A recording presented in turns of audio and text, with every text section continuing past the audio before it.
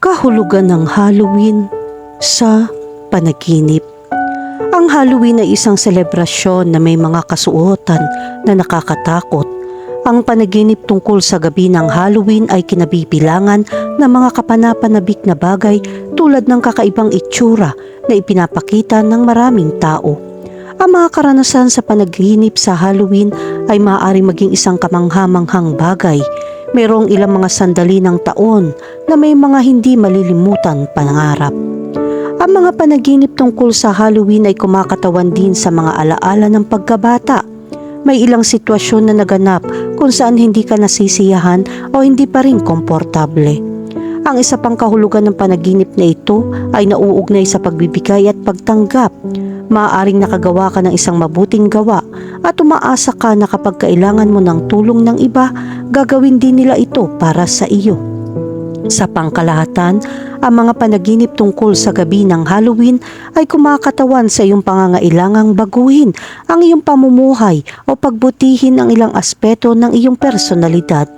Ang Halloween ay ang perpektong gabi upang maging ibang tao kung saan posible ang anumang bagay. Kinakatawan din ng Halloween sa mga panaginip ang takot na nararamdaman mo tungkol sa supernatural. Nakikita ng ilang tao na nakakatakot ang paksang ito. Iwasan ng lahat ng bagay na may kaugnayan sa ganitong uri ng aktibidad. Gayunpaman, hindi lahat ay natatakot sa gabi ng Halloween. Ang sandaling ito ay nagiging isang pagkakataon upang mag-party at magsaya. Ang mga panaginip tungkol sa Halloween ay sumisimbolo sa pagnanasa at emosyon na nararamdaman mo kapag papalapit na ang bakasyon. Ito rin ay nagpapakita ng tunay na personalidad na iyong itinatago sa pamamagitan ng kakaibang kasuotan. Halos kapareho ng maskara, ang panaginip na ito ay nagpapakita na hindi ka handang itatag ang iyong tunay na pagkatao.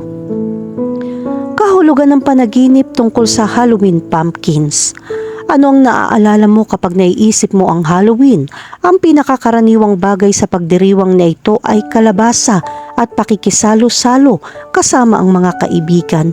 Ang mga Halloween pumpkins sa isang panaginip ay kumakatawan sa isang introvert na karakter na may kaunting kahirapan sa pakikilahok sa mga aktibidad ng grupo. Makakatulong ito kung meron kang motibasyon na mas makihalubilo at mas masiglang magsaya sa buhay. Kahulugan ng panaginip tungkol sa mga dekorasyon ng Halloween. Kung nanaginip kang makakita ng mga dekorasyon sa isang Halloween party, ipinapakita nito na hindi ka nagtitiwala sa lahat ng tao sa paligid mo. Ito ay dahil ang ilan ay nagpapanggap at may partikular na intensyon sa iyo. Mag-ingat kung kanino ka magsasabi ng sikreto. Ingatan mo ang iyong samahan at ugali. Ilang tao lang ang natutuwa sa mga bagay na nagawa mo. Ang paninibog ko ay palaging naroroon upang maalis ang lahat ng mga bagay na iyong nakamit. Kahulugan ng panaginip tungkol sa isang Halloween costume. Kapag nanaginip ka tungkol sa mga costume sa Halloween, ipinapakita nito ang paraan kung paano mo sinusubukang itago ang iyong tunay na sarili.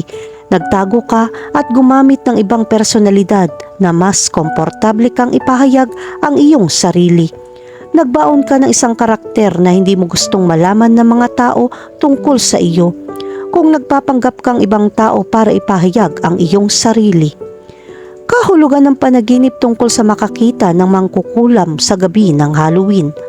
Ang mga mangkukulam ay hindi palaging kumakatawan sa isang bagay na kakilakilabot. Ito ay nagpapahiwatig ng kapangyarihan at pagbabago. Ang panaginip na ito ay nagdadala ng mensahe tungkol sa isang bagay na kailangan mo. Gamitin ang lahat ng iyong lakas at ipakita sa iba kung ano ang galing mo. Ito ay isang panaginip na nagdudulot ng sigasig kapag nais mong makamit ang isang bagay. Kahulugan ng panaginip tungkol sa isang Halloween party.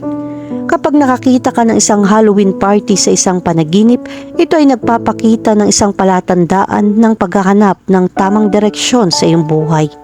Ang Halloween party ay nagdadala din ng senyales upang magpasya na gumawa ng mga pagbabago.